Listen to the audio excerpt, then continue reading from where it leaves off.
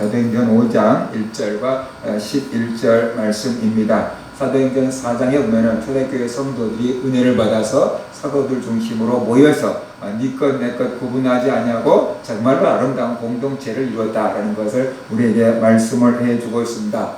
초대교회가 항상 이렇게 은혜롭고 항상 평안하고 항상 좋은 일만 있었던 것은 아닙니다. 이 사람들이 살다가 보면은 항상 좋은 일이 있기만을 바라는데 그게 인생이 아니고 항상 좋은 일이 있으면은 또 안 좋은 일이 있고 빛이 있으면 어둠이 있고 그것이 세상 살이인 것 같습니다.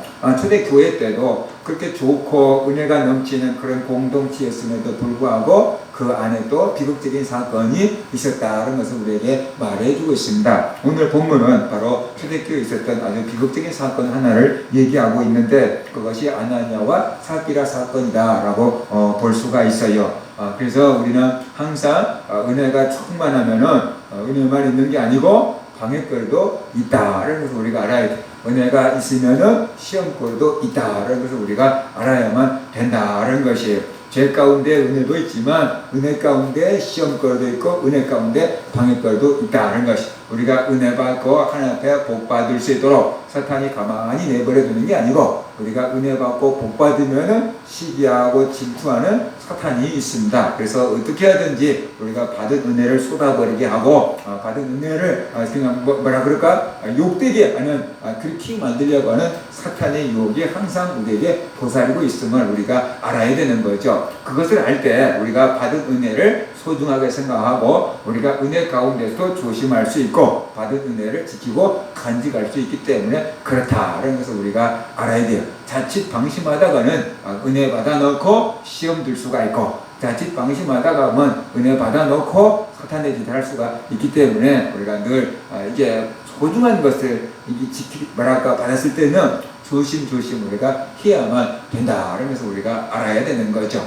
예를 들어서 우리가 어떤 물을 떠서 나를 때는 옛날에는 물지개로 물을 많이 떠다 나르기도 했고 어머니들은 또 머리에다가 이고 많이 다니기도 하고 그러셨죠. 근데 지금 막 걸음걸이가 막 조심조심 가지 않으면은 그 애를 쓰고 받아왔던 물이 가는 동안에 막 다 흘러 넘치고 집에 가서 뭐 조금밖에 안 남아있죠. 수고만 하고 또 들어가야 되는 거죠. 그러니까 어떻게 해요? 최대한 조심조심 해가지고 물이 덜 움직이고 덜 쏟아지게끔 이렇게 해서 가는 거거든요. 그것처럼 우리가 은혜 받으면 얼마나 힘들게 받은 은혜입니까? 그렇죠? 초대교회 성도도 또 열흘 동안 열심히 기도해가지고 성령 충만 받은 거잖아요.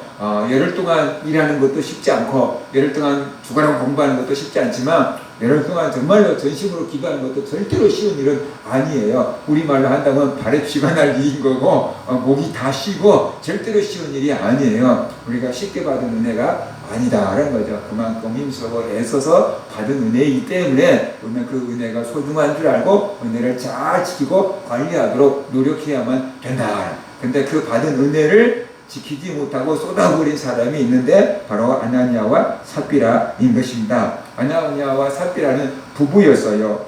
이들이 땅을 팔았대요. 왜 땅을 팔았냐 그러면 바나바처럼 하나님 앞에 자기들의 소유를 팔아서 드리기 위해서 땅을 판 거예요.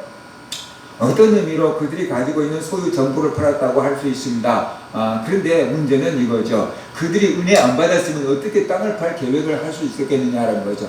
그들이 그만큼 은혜를 받았기 때문에 바나바를 통해서든지 사도들을 통해서든지 아무튼 은혜를 받고 감동을 받았기 때문에 우리도 땅을 팔아서 하나님께 드리자라고 부부가 의논했고 아마 그럽시다 라고 이렇게 했지 않겠습니까? 그러니까 그들도 누구 못지않게 뜨겁게 은혜를 받을 수가 있었고 자기들의 땅을 팔아서 하나님께 드리고 싶은 열정이 있을 정도로 은혜를 받은 사람들이다. 그래서 우리가 알아야 돼요. 처음부터 그들이 사탄이 아니었고 정말로 은혜 받은 순수한 성도되었다라면서 우리가 볼 수 있어요. 우리가 은혜를 받았을지라도 내가 판 것, 내가 가지고 있는 소유를 다 팔아서 하나님께 드리겠다라고 결단하는 것은 절대로 쉬운 일이 아니거든요. 이들은 자기들의 소유, 그 땅, 그걸 아마 팔았으니까 어떤 의미에서 조상 때부터 내려온 그 전부를 팔았을 수도 있어요. 그만큼 그들이 은혜를 받고 성령 충만했고 하나님 믿는 것이 너무 행복하고 하나님 은혜가 너무 감사했고 그래서 하나님께 드리기 위해서 자기들의 소유를 팔아서 하나님께 드리기로 작정한 것입니다. 그런데 이게 문제는 그거였어요. 땅판 값을 딱 받고 보니까 욕심이 생긴 거지요. 아니면 앞날이 걱정된 거죠. 우리가 이게 소유가 전부인데 이걸 다 팔아버리면 앞으로 어떻게 먹고 살아? 라는 생각이 들었을 수도 있고 생각보다 땅값을 많이 받았을 수도 있지요. 그러니까 이거 다 드릴 필요 없잖아. 좀 남겨놓고 드려도 바나바가 드린 것만큼 액수가 될 것 같은데 뭐 이렇게 생각했을 수도 있겠지요. 아무튼 처음에는 순수한 마음으로 시작했는데 돈을 보고 나니까 어떻게 돼요? 탐심, 물질, 앞날에 대한 걱정 이런 것들이 생기게 된 것입니다. 그래서 그들이 이 돈을 숨겼어요. 일부를 돈을 숨겼던 겁니다. 그들의 은혜 받은 아나니아와 삽비라 마음 가운데 탐심이 치고 들어왔다라고 이렇게 볼 수가 있습니다. 그래서 그들은 탐심에 넘어진 거다라고 볼 수가 있는 거죠.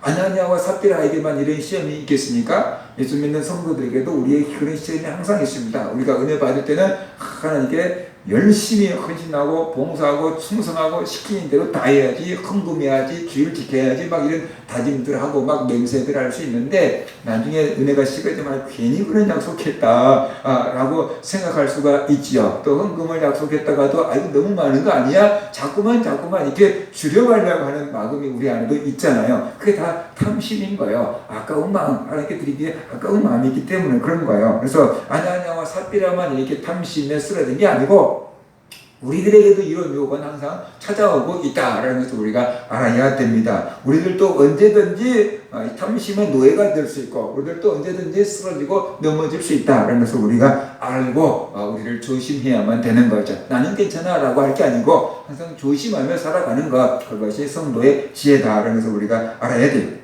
아나니아는 땅판 값의 일부를 사도들 발 앞에 갖다 놨습니다. 베드로가 그 사실을 알고 이렇게 야단을 쳤어요. 아나니아야, 어찌하여 사탄이 내 마음에 가득하여 내가 성령을 속이고 땅값 얼마를 감추었느냐? 땅이 그대로 있을 때는 네 땅이 아니며 판 후에도 네 마음대로 할 수가 없더냐? 어찌하여 이 일을 내 마음에 두었느냐? 사람에게 거짓말한 것이 아니요 하나님께로다 라고 이렇게 야단을 칩니다.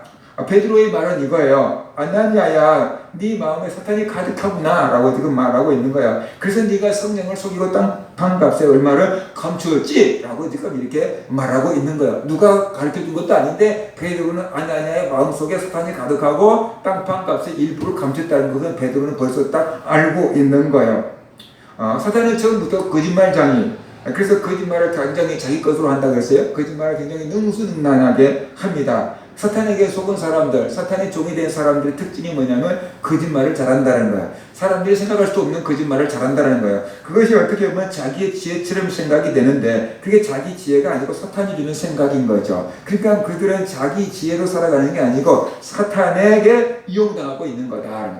거짓말하고 있는 동안 계속 사탄에게 이용당하고 있는 건데 그것이 세상에서 통하기 때문에 지혜인 줄로 착각하고 있다는 거죠. 결국 나중에는 하나님께 버림받고 사탄에게도 버림받는 비참한 지경에 이르게 되는 거다 하면서 우리가 알아야 되는 거죠. 하나님의 지혜는 정직함에 있고 사탄의 지혜는 거짓말에 있는 거다. 그래서 하나님의 종들은 정직하게 바른 말, 진리를 말하고 사탄의 종들은 그럴싸한 거짓말을 말하게 된다. 거짓말인데 처음부터 표가 나면 절대 아무도 안 속죠. 진짜 참말보다 더 참말 같은 거짓말을 하는 거죠. 그래서 자기도 속고 남도 속이는 것, 바로 그것이 사탄의 역할이다. 그러면서 우리가 알아야 돼. 우리가 은혜 받으면 우리 안에서 거짓말이 줄어들고 우리가 은혜가 식어지면 우리 안에서 거짓말이 자꾸만 이렇게 늘어나게 되는 거예요. 그것은 우리가 그만큼 하나님의 지배를 받느냐 사탄의 지배를 받느냐. 물론 우리가 예수를 믿고 성령으로 거듭나서 하나님의 자녀가 되었어요. 우리의 신분은 하나님의 자녀임에 틀림없어요. 그럼에도 불구하고 지금 내가 누구의 지배 가운데 살고 있느냐라는 것을 볼 때 하나님의 성령의 지배 가운데 살아가면 우리가 거짓말을 않고 진실된 삶을 살아가는데 사탄의 지배를 받으면 자꾸만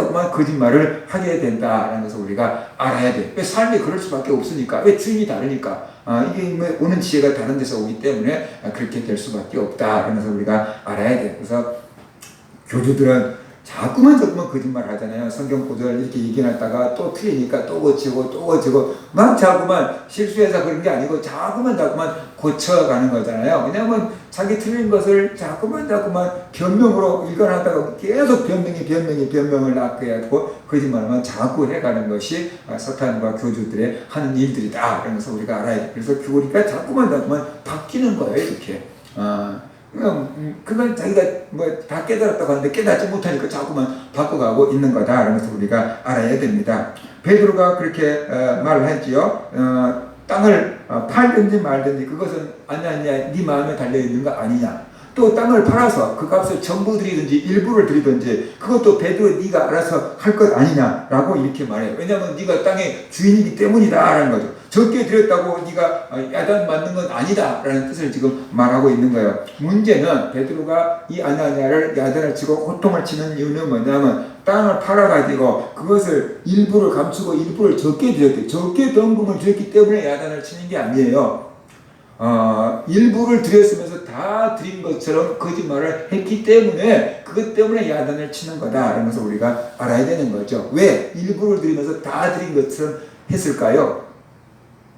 사람들의 평판을 바랐기 때문에 그런 거죠. 바나바를 칭찬한 것처럼 자기도 칭찬을 받고 싶었던 거죠. 아이고야, 다들 어떻게 살라고 그래? 그러니까 정말 모범이 되는 사람이야. 오늘날로 말하면 다 이래서 박수 한번 합시다.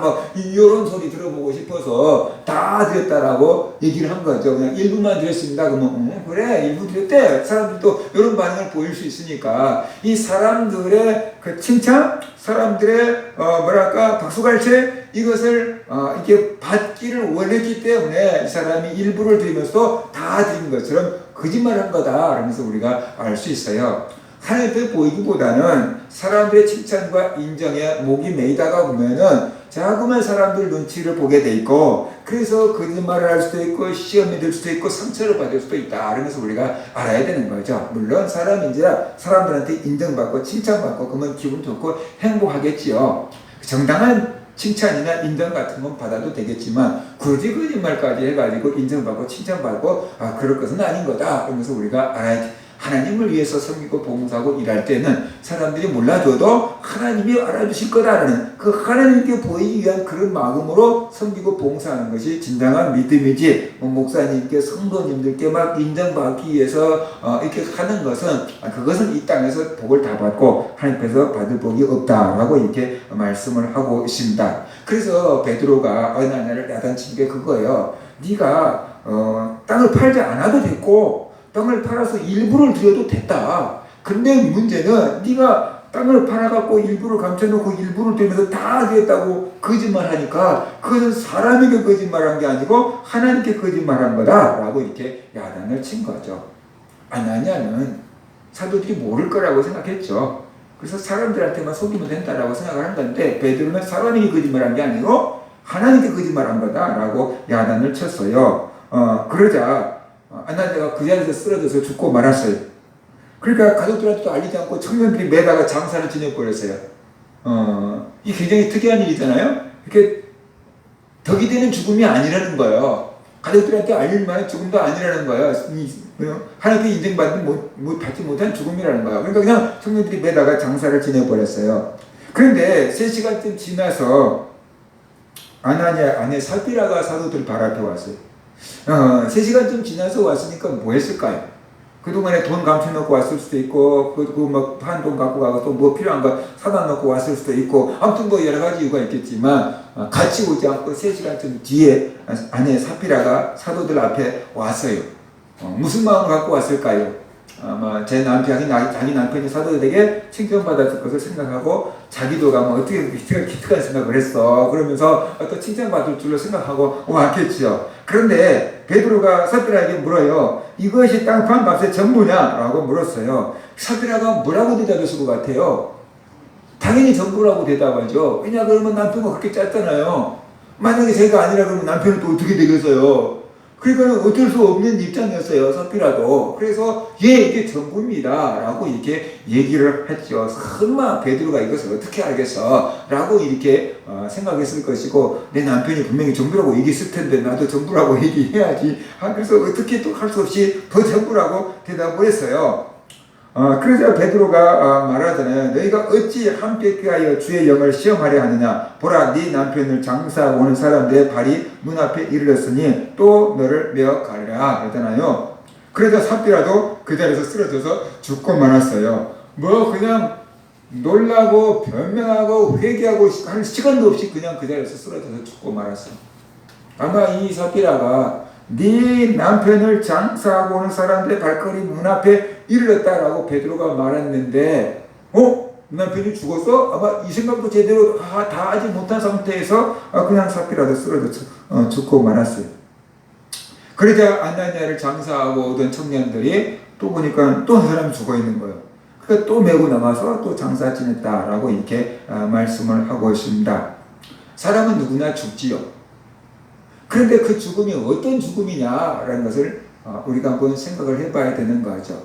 예수 믿는 사람들이 죽을 때 가장 값진 죽음은 주님을 위해서 죽는 거죠. 복음을 전하다가 죽는 거고 하나님을 위해서 살다가 죽는 것, 그것을 순교라고 하잖아요. 우리가 예수를 위해서 하나님의 나라를 위해서 살다가 목숨을 잃게 되면 사도들처럼 순교자가 돼가지고 그게 참 하나님 앞에서는 영광스럽고 자랑스러운 일입니다. 예수 믿지 않는 세상 사람들은 순직이나 국가를 위해서 죽는 사람들, 순국하는 사람들 말이에요. 그러면은 국군 이렇게 현충원 같은데 묘지까지도 이렇게 마련해 주니까 후손들에게도 국가적인 어떤 혜택을 또 주기도 하고 그러잖아요. 그래서 국가를 위해서 죽거나 아니면 어떤 직을 위해서 순직, 열심히 일하다가 순직을 하거나 또 의사자처럼 다른 사람을 살리기 위해서 살리다가 자기가 죽은 의사자처럼 이런 사람들의 죽음, 민주주의를 위해서 죽음, 이럴 때 사람들이 그 사람들의 죽음을 기리고 의로운 죽음이다라고 이렇게 말하잖아요. 근데 그런 사람들은 사실 많지 않죠. 순교한 사람들도 많지 않고 순직한 사람이나 순국하는 사람들이나 의사자들 많지 않죠. 대부분 사람들은 어떻게 돼요? 자기 삶을 살다가 늙어서 죽고 병들어서 죽고 사고로 죽고 이렇게 이제 죽는 거죠. 그 다음에 명예스럽지 못한 죽음이 있는데 죄 짓고 죽는 겁니다. 죄 짓고 벌 받아서 선고를 당하거나 죄 짓고 들킬 것 같으니까 자살하거나 그런 사람들 그 죄 짓고 죄 때문에 자살을 하거나 형량을 받아서 생언도를 받아서 죽거나 이런 죽음은 자랑스럽지 못한 죽음이죠. 후손들이 나중에 그 죽음을 남들 앞에 얘기할 수 있겠습니까? 죄를 지었고 상당했습니다. 떳떳하게 이 자기 부모들이 그렇게 돌아가셨다고 말할 수 없겠죠. 그렇죠? 자랑스럽지 못한 죽음도 있는 거예요. 다 같은 죽음인데 어떤 것은 굉장히 영광스러운 죽음도 있고 그냥 평범한 죽음도 있고 참 말할 수 없는 그런 비참한 죽음도 있는데 아나니아와 삽비라는 복음을 전하다가 핍박을 받아 순교한 것도 아니고 하나님을 속이려 했다가 벌을 받아서 죽고 말았습니다. 그러니까 교회 공동체 안에서는 정말로 부끄러운 죽음이다 라고 이렇게 할 수가 있는 거죠. 초대교회 5점을 남기게 되었습니다. 욕심 때문에 이런 비극을 초래하게 되었습니다. 핍박보다 더 무서운 것이 사람의 욕심이구나 라는 것을 보게 되죠. 그래서 야고보는 이렇게 말하잖아요. 욕심이 잉태한 즉 죄를 낳고 죄가 장성한 즉 사망을 낳느라 라고 이렇게 말씀하잖아요. 어떻게 보면은 이 본문을 읽으면서 하나님이 참 너무하시다라는 생각이 들기도 해요. 하나님은 사랑의 하나님이고 하나님은 자비의 하나님이고 하나님은 용서의 하나님인데 오늘 본문에 보면 전혀 그런 하나님의 모습이 나타나 있지 않아요. 하나님이 참 무자비하시다. 하나님이 참 무섭다라는 생각이 들기도 해요. 왜 하나님은 이렇게 즉시 아나니아와 삽비라를 처벌하셨을까요? 죄를 딱 갖다 놓고 회개라고 하지도 않고 왜 그냥 즉시 그 자리에서 벌을 받게끔 하셨을까요? 성경에는 나와 있지 않는데 이런 생각을 해볼 수 있어요. 교회의 유익과 순교를 위해서다라고 볼 수 있어요. 이때가 이제 교회가 처음 세워지는 때잖아요. 무엇이든지 나라가 세워지든지 회사가 새로 세워지든지 할 때는 규율이 엄격해야지 그 나라든지 그 단체가 잘 유지가 될 수 있는 거죠. 처음부터 규율이 엉망진창이면 오래 갈 수가 없는 거죠. 그래서 하나님의 나라 교회가 이제 세워지기 시작한 때였어요. 그렇기 때문에 교회의 순결과 교회의 거룩함을 본보기로 보일 필요가 있었던 거다라고 볼 수 있습니다. 그래서 11절에 보면은 그 사건을 통해서 사람들이 하나님을 두려워했다라고 이렇게 말씀을 하고 있습니다. 사람들이 온 교회와 이 일을 듣는 사람들이 다 크게 두려워하니라 라고 이렇게 말씀했어요. 뭘 두려워했겠어요? 누구를 두려워했겠어요? 하나님을 두려워했겠죠. 그리고 사도들을 두려워했겠죠. 왜 두려워했겠어요? 다 알고 있구나. 거짓말할 수가 없구나. 이렇게 되지 않겠어요? 베드로가 다 알고 있어. 사도들이 다 알고 있어. 거짓말할 수가 없어. 하나님 앞에 거짓말하면 죽어. 이렇게 되지 않겠어요? 그러니까 두려워하게 된 거예요. 이렇게 두려워함으로써 나타날 수 있는 효과는 뭐겠습니까? 바로 교회에서 성도들이 거짓말할 수가 없게 된 거죠. 이 사건을 직접 보고 이 사건을 듣는 사람들 마음 가운데 앞으로 나 거짓말 해야지. 그런 마음을 먹은 사람들이 얼마나 있었겠어요. 거짓말하면 큰일 나는구나. 그것도 사도들 앞에서 거짓말하면 다 들키는구나. 하나님 앞에 거짓말하면 그냥 죽는구나. 라고 아마 생각을 했겠죠. 그래서 그들은 사도들을 두려워하고 하나님을 두려워하고 그래서 거짓말하지 않고 정직하게 살아갔을 것입니다. 그 이 사건을 경험하고 나서 바로 거짓말할 수 있을 만한 그런 사람은 없었겠죠. 그렇죠? 그만큼 거룩하고 그만큼 정직하고 그만큼 진실된 삶을 살았을 거다라는 거죠. 그래서 하나님은 아나니아와 사피라에게 이런 벌을 내리신 것은 교회 공동체를 생각해서 이제 갓 세워지기 시작하는 교회가 거룩한 공동체, 진실만을 얘기하는 공동체가 되기를 원했던 거다라는 거죠. 교회 안에 거짓말은 존재할 수 없다. 교회 안에 거짓말이 있으면 안 된다라는 얘기를 하고 싶은 거예요. 그래서 계시록에서 거짓말을 저는 천국에 들어갈 수가 없다라고 말씀을 하고 있는 거예요. 물론 그 계시록에서 말씀하고 있는 그 거짓말은 우리들이 뭐 이렇게 살다가 하는 거짓말일 수도 있겠지만 사탄의 부하들이 하는 거짓말을 지금 얘기하는 거로 우리가 이해를 해야 되겠죠. 아무튼 교회는 그렇게 해야 되고 교회는 진실해야 되고 교회는 거짓말하면 안 된다는 거예요. 왜냐 그러면요. 교회는 예수 그리스도를 전하는 곳이기 때문에 교회는 길이요 진리요 생명신 예수 그리스도를 전하는 곳이기 때문에 진실을 전하는 곳에서 거짓말을 전하기 시작하면은 진실도 거짓말로 오해를 받을 수 있기 때문에 복음이 효력을 상실하게 되는 거죠. 그래서 교회가 거짓말을 하지 않고 진실을 전할 때 사람들은 싫지만 그들의 말을 믿을 수밖에 없게 되는 거죠. 하나님은 교회의 거룩과 진실성을 지키기 위해서 아나니아와 삽비라에게 이런 벌을 내리시고 후손들에게 믿음의 후손들에게 그런 교훈을 삼으신 거다라면서 우리가 알아야 됩니다. 오늘날 교회 안에 거짓말이 난무하지요. 교회 성도들도 감 있는 사람들처럼 거짓말하고 목사 장로들도 교회하고 거짓말하고 장로라고 하면서 교회 건축할 때마다 와서 사기치고 가는 장로도 있고 아무튼 목사라고 하면서 또 그냥 이 사기치는 목사들도 있고 목사들을 대상으로 사기치는 목사도 있어요. 그러니까 요즘 세상에 목사라고 믿을 수 있느냐 장로라고 믿을 수 있느냐라는 거죠. 그죠? 그래서 교회가 세상에서 지탄의 대상이 되고 교회에서 복음을 들으면서 사람들이 말이 안 먹히는 거죠. 그죠? 안 받아들이는 거죠. 교회의 성도들은 늘 진실만을 말해라고 딱 박혀 있으면은 교회 성도들이 말하면 진실인 것 없다라고 하겠지만 교회의 목사도 장로도 신뢰 안 하는 세상이기 때문에 교회에서 아무리 예수를 믿어야지 구원을 받는다고 전해도 사람들이 그것을 비웃고 조롱하는 거지 받아들이지를 않는다는 거죠. 그것은 하나님 잘못이 아니고 교회와 성도들이 잘못 살아왔기 때문이다. 우리가 진리를 믿고 있고 진리를 전한다고 하지만 우리의 삶이 거룩하지 못하고 우리의 삶이 진실되지 못하기 때문에 그 복음 전하는 내를 믿지 못하기 때문에 내가 전하는 소식도 안 믿는 거예요. 예를 들어서 똑같은 말을 정치인이 하고 교수가 하고 과학자가 하고 종교인이 하고 개그맨이 한다고 생각을 해봐요. 똑같은 말을 개그맨이 하면은 어떻게 돼요? 웃자고 하는 소리인 줄 알겠죠? 그렇죠? 웃자고 하는 소리인 줄 알고 사람들이 웃고 넘어갈 거예요. 정치인이 하면 어떻게 돼요? 저거 표 얻으려고 하는 거짓말이야 라고 하고 안 믿겠지요. 그러나 교수가 하고 뭐 과학자가 얘기했다면 연구 결과가 진짜인가 보네? 연구 결과가 그렇게 되는가 보네? 이렇게 사람들이 받아들이게 되겠지요. 종교인들이 말한다 그러면 어떻게 되겠어요?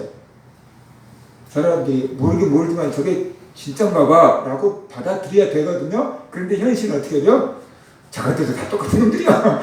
이렇게 돼가고 있다는 거예요. 그래서 하나님의 말씀이 빛을 발할 수가 없게 됐다 그런 거예요. 왜냐 그러면 하나님의 말씀이 빛이 아니고 진리가 아니기 때문이 아니라 전달하는 우리에게 문제가 있어서 전달하는 교회와 성도들의 삶이 뒷받침이 되지 않아서 하나님의 말씀이 빛을 이렇게 되었다는 거죠.